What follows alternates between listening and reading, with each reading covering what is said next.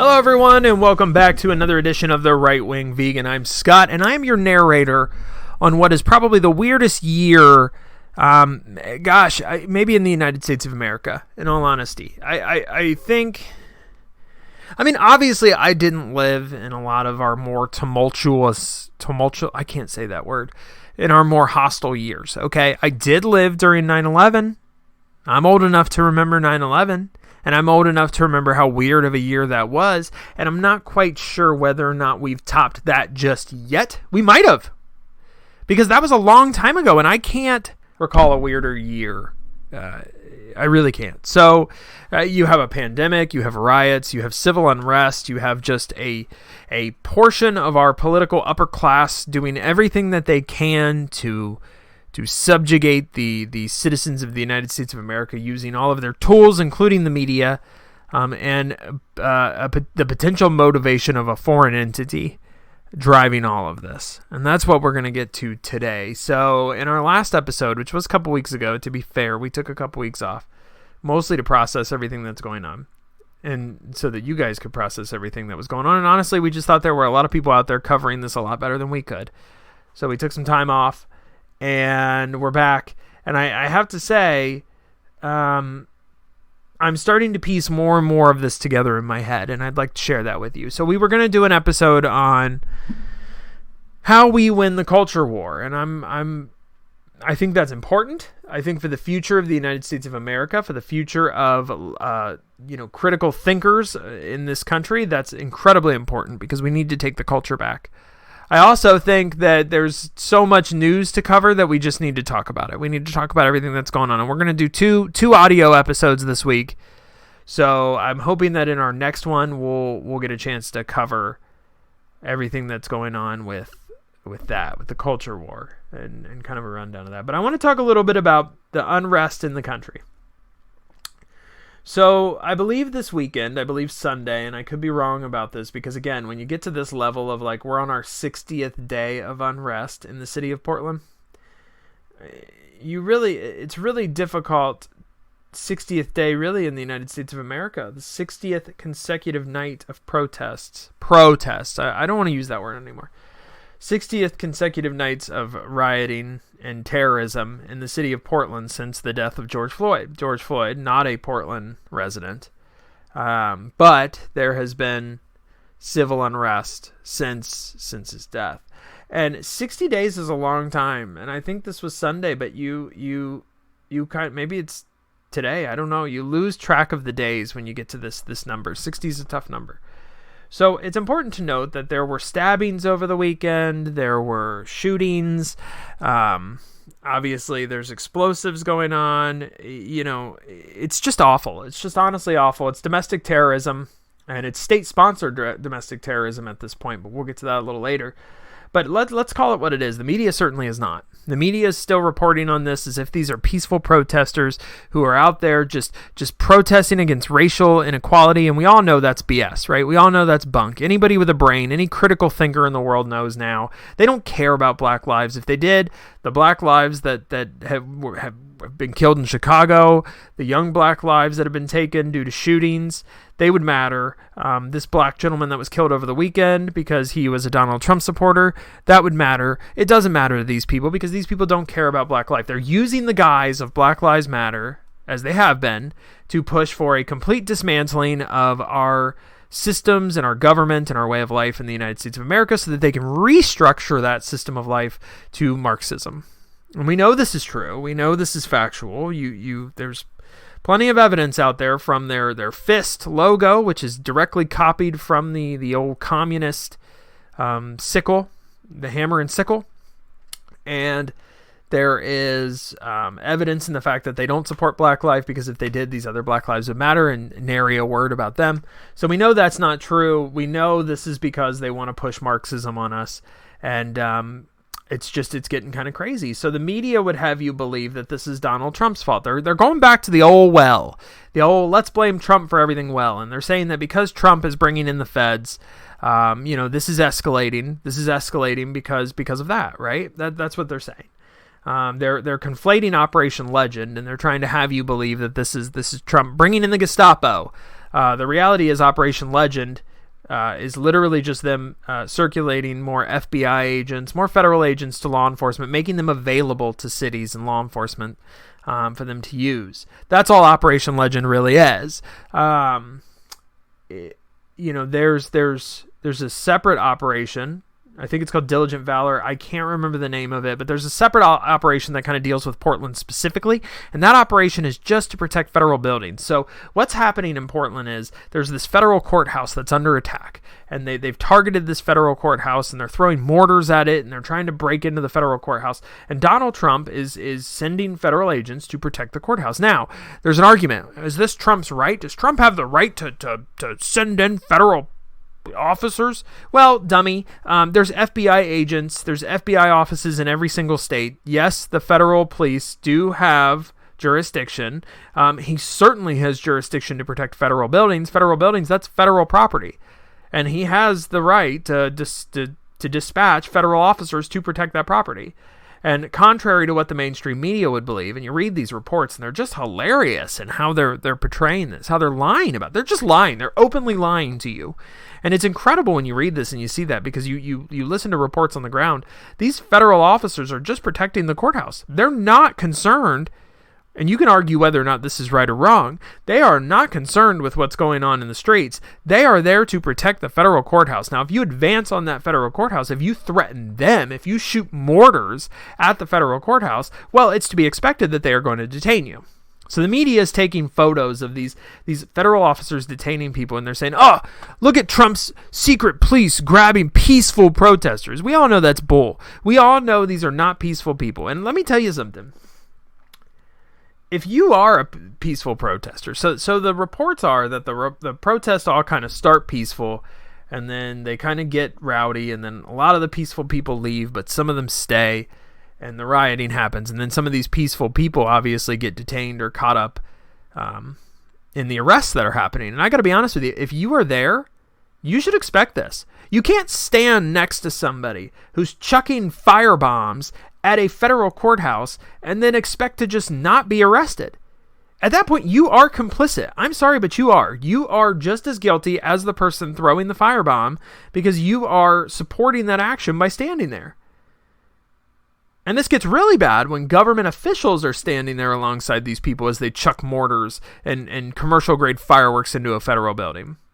And the mayor of Portland did that. He literally went down there for a photo opportunity, was booed, was hounded, because these people don't care if you support them. To them, you are a fascist. They don't understand the definition of that. They don't understand that they are, in fact, engaging in fascism by trying to shut out opposition. But they think you are the fascist because you stand against what they believe, and their opinion is the only one that can be right. So they boo, the mayor of Portland as he stands out there while they throw firebombs into a federal building, essentially saying, I support you in doing this. Because that's what that looks like. He's out there talking about Trump. I support you. That then becomes state-funded terrorism. And that's where we're at, right? These governments, like in Minneapolis, like in Portland, who's suing the federal government, by the way, to allow these people to continue their charade of a protest. That then becomes the local government supporting these protests, telling officers to stand down while businesses burn in Seattle. You don't believe me? There's a letter that the Seattle police sent to business owners basically saying, look, we can't do anything to protect your business. You're on your own. And that's from the city council. That's a directive from the city council. There's city council people in Seattle marching protesters, again, I use that word, to houses of other government officials who don't support them. This is lunacy, guys. This is absolute, utter chaos and lunacy. 24 deaths, by the way, and this is as of yesterday, so there might be more now, but 24 deaths because of these riots. 9 or 13, depending on your source, deaths of unarmed black people from officers in 2019. There have been more deaths now due to these riots than there have been unarmed black people killed by police officers in 2019. And that's a statistic from the Washington Post, who tracks all of this. Here's what I found. So Siri always likes to look. She looked up the Washington Post for us. Thanks, Siri. She really likes to interject herself. That's creepy. So that's something to take note of, right? Because Black Lives Matter. There have been countless injuries. Federal officers. There's a few three federal agents who have been blinded by lasers because the peaceful protesters, the rioters, the terrorists are bringing lasers to these things, and they're shining it in the eyes of these officers. I think they bring the lasers to help set fires because these are strong commercial lasers that can set fires. This is the media is just not covering this at all. By the way, go out. Let me ask you to do something. Go out to one of your friends and ask them what they think about the riots in Portland. And then watch as they go, what are you talking about? What riots? I thought all that ended weeks ago. Just watch as this happens, because this is exactly the response you're going to get by most people. I thought that ended weeks ago. I was having a conversation with somebody. We were talking about Atlanta, because recently the governor declared a state of emergency. Actually, I think this was a while ago now, but we were talking about it recently. And my friend was like, wait. What are you talking about? That ended a while ago, right? Things are still going on in Atlanta? And I'm like, yeah, duh. Things are still going on across the United States of America. These riots are not over. The media is just not covering them because they don't want you to know. They want you to see these people as peaceful protesters. They don't want you to know the truth. The truth goes against their narrative. The truth goes against what they're trying to push. But maybe it doesn't. Maybe it doesn't. Because part of the reason why I think that the Democrats are more than happy to support this civil unrest. They're more than happy to push this is because this, again, just they think the perception is this plays into their interests of getting rid of Donald Trump. They think that people will just be so uncomfortable with this, so tired of it, that they'll want to change. And I actually think the opposite's happening, and the data supports that. The data kind of supports that the opposite is happening. So this, but let's backtrack a second and just say this isn't just happening in Portland. There was an article today from the Daily Wire about civil unrest in Virginia and how cars had been set on fire. That's Virginia. I hadn't even heard Virginia until I read this article from the Daily Wire. But chalk that up. Just another instance, right? This is happening in every state. I don't want to say where I live, but I can tell you in my state, in some of the major cities here, this is happening. So it's still happening, okay? And what does the government do? Oh, just take down the statues. Just give them what they want. Right? Active war against the United States, domestic terrorism, domestic-funded terrorism. This is state-funded terrorism against the federal government of the United States of America. And the data proves this is not helping their cause. So, Tim Pool, he's great. If you don't subscribe to Timcast, you really should. Timcast IRL on YouTube. He's done several videos now, which show that support for Black Lives Matter among multiple groups, blacks, whites, college-educated folks, support is trending down, and opposition is trending up.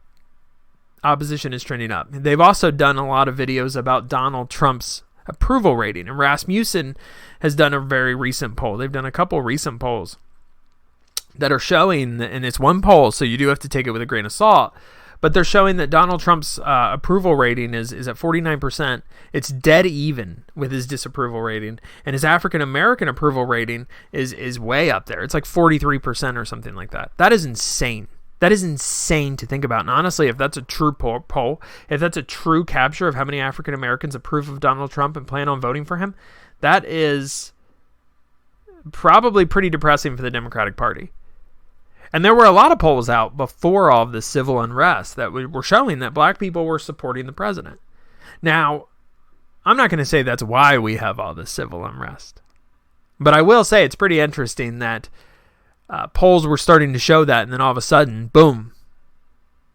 Boom. And right after George Floyd's death, you have all this support now garnering for Black Lives Matter and anti-Trump sentiment and all of this stuff. So I'm not saying that this is all conspiracy, but the conspiracy theorist inside of me would believe that, could potentially believe that. But the bigger thing here is we have all of this civil unrest going on here in the United States, but the big major stories aren't getting covered because of it, particularly our escalation of tension with China and everything going on there. Us shutting down that consulate in Houston, them retaliating. Random people are getting deliveries of seeds from China. It's kind of weird. but the government thinks that this is an invasive plant. They're urging you not to plant these seeds. It's just kind of a weird thing. All of a sudden, several people are getting deliveries in multiple states of seeds that are coming from China. And they're like, what the hell is this? What the hell is this? But tension is escalating with China. It really, really is. An executive order was signed by the president that basically gives the federal government the right to seize property of anyone who is found to support China in their takeover of Hong Kong. That's interesting. And this kind of Cold War with China is just going to continue to escalate. And it does make you wonder if China has a hand in some of this. And it does make you wonder if these Democrats who all of a sudden have been speaking very positively about China, trying to rebrand the virus as the Trump virus. It does kind of make you wonder, is China, maybe you have investments over there? Maybe their hand is in your pocketbook a little bit. I don't know, but it does make you wonder. And these are questions we should ask. Because the motivations of these Democrats, that's what's in question. That's what I've been questioning. Is this all really just a grab for power? But maybe it's a little more than that. Maybe it is a grab for, it's definitely a grab for power, right? There's a lot of examples that these people are just power hungry, tyrannical, awful people. But I don't know. I'm very curious as to, what some of these Democrats' relationship with China is. Just a curious thing to think about. We turn our attention to COVID-19, the virus that has reared its ugly head and is back now in many states as many states begin to spike, and the media wants you to think that it's only the red states. Only the red states. All the other states are great. It's only the red states. Meanwhile, California's in shambles, and they never even fully reopened, by the way. But I want to call out a couple things, because I think the media is doing, once again, a terrible job of covering this. And they're obviously trying to paint a narrative, so I think it's important that we talk about it. I want to talk about the deaths per 100,000, okay? I don't want to talk about cases because, again, there's multiple reasons why you could argue cases are going up. I think the important number here is deaths, right? It's deaths. So I want to talk about deaths. I want to talk about deaths per 100,000. I want to talk about New York. Everyone's acting like New York is doing such a good job. They did everything right. I want to question that narrative a little bit. So at the beginning of all of this, they showed us that chart, and they said, you need to flatten the curve, and they kept showing us this chart of, here's what the curve looks like spiked, and our healthcare system won't be able to keep up with this spike. This is the bad spike. What we want to do is we want a little hill, and then we just kind of want to level out somewhere. And I think that's what we've done. We've had a little hill, and now we're kind of leveling out, and it's a little higher, but we're leveling out. New York had the bad curve. Look at their curve. It's posted everywhere. Even Cuomo posted. He made some weird art with the curve in it. It's weird. You should check it out. And the curve is exactly what they told us to avoid. New York's curve is the bad curve that they said we need to avoid at all costs. That's just the truth. But if you listen to the media, New York did everything right. They continue to. Cuomo is the best politician in the country. Well, everyone's dead in New York that was going to die from this, and that's why I think they've leveled out, because they spiked so high initially. So let's take a look. Let's talk about even excluding New York City. It's kind of fascinating, but we're going to include New York City because it's important. It's part of New York. So and it also paints de Blasio in the light that he should be painted in. Deaths per 100,000 in New York, 279. 279.6. But 279 deaths in... Wait, is that just New York City? That is just New York City. So let's take that. Deaths in New York City per 100,000, 279. Deaths in New York excluding New York City. I don't know why we separate this number. 79.1. So both are pretty bad. Pick a state. Any state to compare that to. Let's look at Florida. Okay, deaths per 100,000 in Florida, which, by the way, has a bigger population than New York. But if we look at deaths per 100 there, it's 27. Even if we exclude New York City, New York's at 79 deaths per 100,000. Florida's at 27. That's a weird one, right? Because there's a lot of old people who live in Florida. Florida's like the retirement capital of the United States of America. You would expect that number to be a lot higher. But it's 27 versus New York 79 without New York City. If you throw New York City in there, you could combine all the states and they might not equal what New York's death per 100,000 is. Let's take a look at Texas, also more populous than New York. So that's important to note. More people live in Texas. 17 deaths per 100,000. You compare that to New York. New York, again, 79.1, and that is without New York City. California, never fully reopened, getting spiked. Democrat run, 21.1. Illinois, spikes. Now they're a little higher, 59.6. Illinois is in a real bad way. Real bad. Still under New York, by the way. So all of these states, what about Arizona? 45.8, still under New York. So all of these states that the media is covering right now and saying, oh, these states did it so wrong. Florida did it so wrong. Texas, so wrong. Ohio, 28.2, by the way. Deaths per 100,000. Well under New York City. Well under New York State. New York was an effing disaster. There's no other way to look at it. Over 30,000 people died from COVID in New York. That's disastrous, guys. That is disastrous. That is a level of death when you compare that to other states that we should be calling. These politicians should have to go in front of Congress to defend the way that they handled this. By the way, Michigan, 64.1. They're actually pretty close to New York. What's interesting about that is both of those states, Michigan and New York, have governors that were shipping people who had positive COVID tests into nursing homes. Just annihilating elderly people. Elderly people who, by the way, majority vote for Donald Trump. I mean, I'm not saying it was on purpose. I'm just pointing that out. Cuomo should not be held to the high esteem that he's being held by the media. The media wants you to think that Andrew Cuomo is the best governor in the United States of America. But reality would have you understand that Andrew Cuomo is one of the worst governors in the United States of America with the way that he handled this. The funniest thing is he's out there talking about how there was no national plan and we did the best we can and New York's strong. New York dead. That's the real quote out of this, right?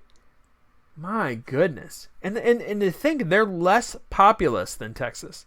They're less populous than Florida. And to have all those deaths? My goodness. How are people not talking about that? How is that not more of a concern? By the way, California also more populous than New York. And their numbers are also much lower per 100,000 than New York's. So I just think it's important to present that information to you. And that is directly from the CDC, by the way. This data is directly from the CDC. I am not getting this from Fox News. I am not getting this from Daily Wire. I am not getting this from Town Hall. This is directly from the CDC. So these numbers are hard to dispute because the data is coming from a very credible source, the CDC, Center for Disease Control. Cuomo's not a hero. He's a murderer. Cuomo is a murderer. His policies, along with Gretchen Whitmer of Michigan, which is funny why those numbers are so high, they're murderers. They're murderers. They basically convicted a lot of elderly folks in retirement homes to death, and they are not being held accountable for it. And they should be. We, the people, should be holding them accountable for that. We should hold them accountable when we vote, when they're up for re-election. Cuomo has a stupid high approval rating, which, again, just goes to show you, you don't have to be a good person. You don't have to have good policy. If you look good and you got the media on your side, you're going to win. And that scares me. That scares me in November with Donald Trump. But again, the data supports that Trump is actually benefiting from this. So we can only hope. Another thing I want to cover before we let you go today is the unhappiness in the United States of America. It's interesting. I was watching Tucker Carlson. I think it was on Friday. It was sometime last week. And he mentioned something about Zoloft being on the drug shortage list. Zoloft is an antidepressant. It's used to treat people who have depression, who are suicidal. And that struck me because it's kind of one avenue of this that I just didn't think about. I don't know why. It's so obvious. But it just didn't cross my mind. So I started looking into it, and sure enough, Zoloft is on the federal drug shortage list. And then I found these media reports, these Forbes or Vox or one of those trash websites. Fake news. And they're telling me, oh, don't worry about it. You shouldn't worry that Zoloft is on the federal shortage list. That doesn't mean anything, but it does. It does mean something. It means that more Zoloft is being prescribed. More people are taking it. Zoloft is used to treat depression. That would in turn mean that more people are being treated for depression. Some might see that as a good thing. I see that as a bad thing because I think that means that more people are depressed. I think that is evidence that would support the idea that people in the United States of America right now are the unhappiest they've ever been. And why wouldn't they be? COVID, they're locked up, they can't see their family. In some cases, they can't go to their family's funerals or weddings. You can't have a wedding. Not only that, but you see all these protests in the street. People have been led to believe that America is this terrible racist country by their educators because public education is in such a bad position, such bad shape. It's been completely overrun by the union and taken over by these terrible teachers. So your kids think that America's a terrible place. You think America's a terrible place because you turn on the news and all the Chris Cuomos and the Lemons, all they're doing is telling you that America's a bad place and that your president is a racist, tyrannical monster who's throwing the federal government now to police the cities. All of it's a lie. So America's more depressed than ever, and we're more depressed than ever because we don't have a media that we can trust. A long time ago, Donald Trump made a comment about how the mainstream media was the biggest enemy to the people of this country. And everybody just kind of laughed it off and thought, he only says that because the media is mean to him. But the reality is maybe he wasn't wrong. Maybe he was telling the truth. And maybe this is evidence to support that. The mainstream media wants you to believe with all of their power that the federal government is failing you, the people of this country are racist, and we should be at war with one another. Just turn the media on and you can see that. It's blatantly obvious. I don't even need to provide you with proof. Just go downstairs, turn your TV on, and put it on CNN. I guarantee right now some bloviator is talking about Orange Man bad. Somebody with a college degree who knows the world, who's never had a real job, but they're telling you that Orange Man bad. No matter what's going on in the world, Orange Man bad. Oh, there's a hurricane coming in. It's a category, whatever. It looks really strange. Orange Man bad. People are getting shot in Portland. Orange Man bad. They're not covering the actual news. They're certainly not reporting on it. No, what about this? Did anybody know about this stuff going on with China? Does anybody know that China is committing genocide right now? Look it up. They're throwing Muslims into trains and gassing them. Look it up. If you don't believe me, look it up. Did you know that? Do you watch CNN? Did they talk about that? No, of course they didn't talk about that. Probably because China is somehow, controls CNN. I wouldn't be surprised if China wasn't behind a lot of what's going on in this country right now. You don't think COVID was a weapon? You don't think that? You can't at least acknowledge that that's possible when we have evidence that it was created in a lab? But no, bats did it. You got it by eating bats. It wasn't created in a lab. I saw an article today by Time that was trying to tell me that the generosity of China, that they're going to provide the vaccine to everybody if they get it. Yeah, the vaccine that they stole from the United States of America. Good thing we shut that consulate down. But you guys don't know this stuff because the news isn't reporting it to you. And that does make them an enemy. That makes them a huge enemy. If you don't know what's going on and the only news that you get is just propaganda, that is bad. And I know it works. I know it does. Because you see people posting stuff about, well, Trump thinks this about women. You're still posting that? It's 2020, dude. It's 2020. There are more important things than words that came out of the president's mouth 30 years ago. But you're still posting that because you're trying to spread propaganda. Oh, President Trump hates women. He speaks so poorly of them. Like you've never spoken poorly about women? Well, I can tell you right now, I know the people posting this stuff. They have. They have. Like you haven't cheated on your now wife? You have. I know that. So stop. Oh, I'm not president. Yeah, well, neither was Trump 30 years ago. So stop. We need to be above that. When you see things like that, by the way, you should think to yourself, dude, there's so much going on in the world. I don't care. I don't care about any of this. There's more important. People are losing their lives, and you want to talk about Trump, how he speaks about women. Learn your priorities, dude. Learn your priorities, man. Anyways, that's all I got for you today. I just wanted to do a little recap of everything that happened over the weekend and COVID and the news and all that stuff. We got another episode coming to you, an audio episode coming to you on Thursday. It's going to be a good one. We're going to get into the culture war a little bit unless some catastrophe happens, which is more than possible in 2020. So we'll talk about that if it does. But Kelly will be back for that one.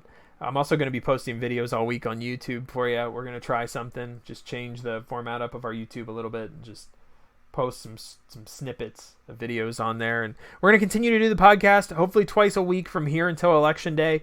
That we're going to target Mondays and we're going to target Thursdays for that. So hopefully we'll have that for you. Anyways, I want to thank you guys for listening. Please give me a 5-star review on Apple iTunes, anywhere you listen to your podcast. It'd be great. Subscribe if you want to hear more from us, and go find us on YouTube, Right Wing Vegan, because we're going to have a lot of videos coming your way. Anyways, thank you very much for listening. I will see you guys next time.